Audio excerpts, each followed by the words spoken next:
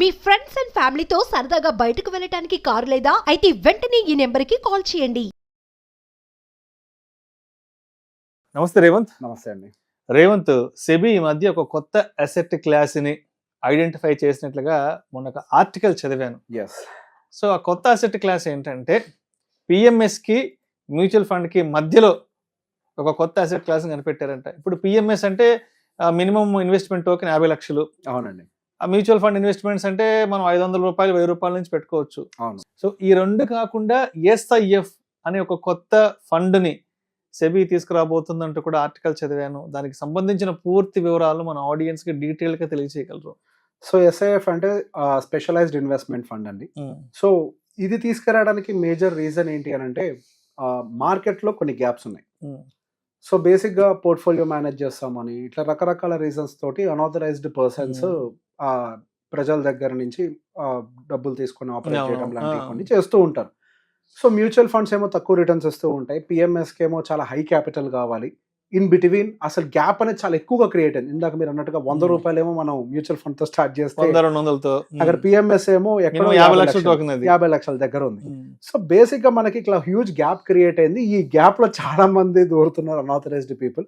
So ఈ gap ని fill చేయడానికి డెఫినెట్ గా మనకు ఒక స్పెషల్ ప్రోడక్ట్ కావాలి అని ఒక ఫ్రేమ్ వర్క్ అనేది మనకి ఇప్పుడు దాదాపుగా చాలా కాలం, మన 3-4 months బ్యాకే మనకి సెబీ జరిగిన మీటింగ్ లో వాళ్ళు ప్రిపేర్ చేసుకున్నారు. ఎస్ఐఎఫ్ అనేది మనం రిలీజ్ చేయాలి. సో దాని మీద ఫ్రేమ్ వర్క్ అనేది కొంతవరకు మనకి క్లియర్ అవుతూ వచ్చింది ఇప్పుడు. సో బేసిక్గా ఈ ఎస్ఐఎఫ్ అనేది ఏం చేస్తుంది, ఇది ప్రధానం. సో ఇంతకుముందు ఏంటంటే మనకు మ్యూచువల్ ఫండ్స్లో ఏదైనా ఒక సెక్యూరిటీలోకి ఏదైనా ఒక స్టాక్లోకి ఎంటర్ అవ్వాలి అని అంటే మాక్సిమం క్యాప్ లిమిట్ అనేది ఒకటి ఉంటుంది. మాక్సిమం వాళ్ళు 10%కి మించి ఎంటర్ కాలేరు. అదే బాండ్స్లోకి అయితే కనుక ఒక లిమిట్ని దాటి ఎంటర్ కాలేరు. ఇట్లాంటి చాలా వరకు కూడా వాళ్ళకి ఆ రిస్ట్రిక్షన్స్ అనేవి ఉన్నాయి. సో మ్యూచువల్ ఫండ్స్కి చాలా రిస్ట్రిక్షన్స్ ఉంటాయి అన్నమాట. అదే పిఎంఎస్ విషయంలోకి వస్తే చాలా వరకు లిబరలైజేషన్ ఉంటుంది, చాలా వరకు ఫ్రీడమ్ ఉంటుంది.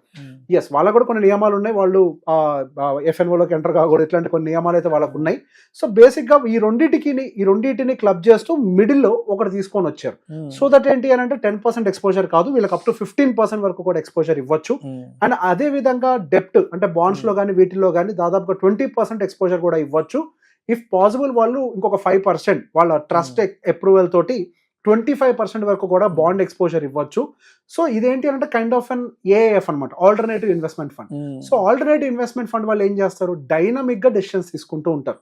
ఏదైనా స్టాక్ లో ఎక్స్పోజర్ పెంచాలన్నా, లేదా మార్కెట్స్ కండిషన్ బాగోలేదు అని అంటే వాళ్ళు బాండ్స్ లోకి ఎక్స్పోజర్ పెంచుకోవాలన్నా కానీ సో వాళ్ళకి ఒక ఫ్రీడమ్ ఉంటుంది ఏఎఫ్ లో. సో బేసిక్గా ఆ ఫ్రీడమ్ ఒక రకంగా మనకి కొన్ని లిమిటేషన్స్ తోటి మనకి ఈ ఎస్ఐఎఫ్ లోకి ఇంక్లూడ్ చేసి తీసుకొచ్చారు. అటు బాండ్ మార్కెట్స్ కానీ ఈక్విటీ మార్కెట్స్ లో కానీ అటు ఒక లిమిట్స్ ని ఎక్స్పాండ్ చేసి తీసుకొని వచ్చారనమాట. సో బేసిక్ ఇందులో ఒక చిన్న సమస్య ఏంటంటే 10 లక్షలు ఎంట్రీ. ఇందులో ఇంకో కొన్ని విషయాలు కూడా ఏంటి అంటే ఈ ప్రోడక్ట్ అందరికీ సూటబుల్ కాదు. ఒక రకంగా చెప్పండి, ఇది ఒక ట్రేడబుల్ ప్రోడక్ట్ లాంటిది అనమాట. సో బేసిక్ గా కొంచెం హై రిస్క్ తోటి ఉంటుంది. సో గోల్ ఓరియంటెడ్ గా ఉన్న వాళ్ళకి అదంత సూటబుల్ కాకపోవచ్చు. మేబీ వెల్త్ క్రియేషన్ పర్స్పెక్టివ్ లో లాంగ్ టర్మ్ లో ఇది బెటర్ గా వర్క్ చేయొచ్చు. కానీ ఇక్కడ కొన్ని సమస్యలు ఏంటి అని అంటే ఇప్పటి వరకు అది టైం టెస్టెడ్ కాదు, మనకు తెలియదు. ఇప్పుడు పిఎంఎస్ అంటే కొంతవరకు అవగాహన ఉంది, సరే హియర్ అండ్ దేర్ మనకి మ్యూచువల్ ఫండ్స్ అనుకూలంగా నియర్ బై వస్తూ ఉంటాయి అనేది. అదే ఎస్ఐఎఫ్ విషయంలో ఎటువంటి రిటర్న్స్ డెలివరీ చేస్తాయి అనేది మనకైతే ఎటువంటి టైం టెస్టింగ్ అయితే జరగలేదు. సో గోయింగ్ ఫర్దర్ రిటర్న్స్ ఎలా ఉంటాయి అనేది మనం ఒక 1-2 years వెయిట్ చేస్తే కానీ అటు పిఎంఎస్ అండ్ మ్యూచువల్ ఫండ్స్ మిడిల్లో పెట్టుకొని దాన్ని కంపేర్ చేయగలుగుతాం. సో వచ్చిన వెంటనే డైరెక్ట్ గా జంప్ చేయాలని అంటే I don't suggest directly to jumping in to that. And first thing, అది అందరికీ సూట్ అయ్యే ప్రోడక్ట్ కాదు. ప్రతి ఒక్కరు 10 లక్షలు నా దగ్గర ఉన్నాయి కదా అని జంప్ అవ్వకూడదు. రీసెంట్ గా గమనిస్తున్నాయి, ఏదో నా దగ్గర 50 లక్షలు ఉన్నాయనగానే పిఎంఎస్ అంటున్నారు, 1 కోటి రూపాయలు ఉన్నాయనగానే డైరెక్ట్ ఏఎఫ్ అంటున్నారు. సో సూటబిలిటీ అనేది చెక్ చేసుకోవట్లే. In the same way suitability check చేయకుండా ఎస్ఐఎఫ్ లోకి ఎంటర్ అయినా కానీ మీ అవసరాలు ఫుల్ఫిల్ కాకపోవచ్చు. కాబట్టి కొంత ఓపిక్గా వెయిట్ చేస్తే మనకి దానికి సంబంధించిన రిటర్న్స్ అంటే అర్థమవుతాయి. అర్థం చేసుకున్నాకే దిగాలి. నేను ఎప్పుడైనా ఒకటే మాట చెప్తా, అర్థం కాని పని చెయ్యొద్దు, అర్థం కాకపోతే చేయకూడదు. సో ఎస్ఐఎఫ్ ఏంటనేది అర్థం కావడానికి ఖచ్చితంగా కొంత సమయం, చాలా టైం పడుతుంది. ఇప్పుడే దాని మీద కొంత ఫ్రేమ్ వర్క్ జరుగుతుంది. ఫండే బయటికి రాలేదు. సో బేసిక్ అది ఇంకా బయటికే రాలేదు, ఫ్రేమ్ వర్క్ జరుగుతుంది. 1-2 సంవత్సరాలు దాని పర్ఫార్మెన్స్ చూసి అసలు వాళ్ళ ఆపరేషన్ మోడ్స్ ఎట్లుంటాయి మనం అర్థం చేసుకుంటే మనం కొంత అండర్స్టాండింగ్ తీసుకొని అవసరమైతే ఓకే ఏ గోల్ కి ఇది సూట్ అవుతుందో చూసుకొని మన ఎస్ఐఎఫ్ ప్రోడక్ట్ అనేది ఎవరికైనా సజెస్ట్ చేయగలుగుతాం.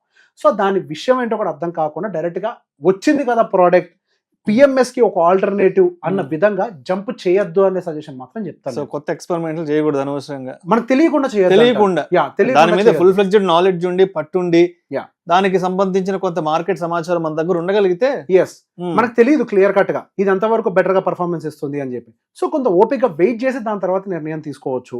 అండ్ అన్నిట్లాగానే అటు పిఎంఎస్ లాగానే మ్యూచువల్ ఫండ్ లాగానే ఇందులో కూడా మనకి ఎక్స్పెన్స్ రేషియో అనేది అయితే ఉంటుంది. ప్రతి దాంట్లో every one charge, no one nothing is for free. ఇందులో కూడా ఎక్స్పెన్స్ రేషియో ఉంటుంది.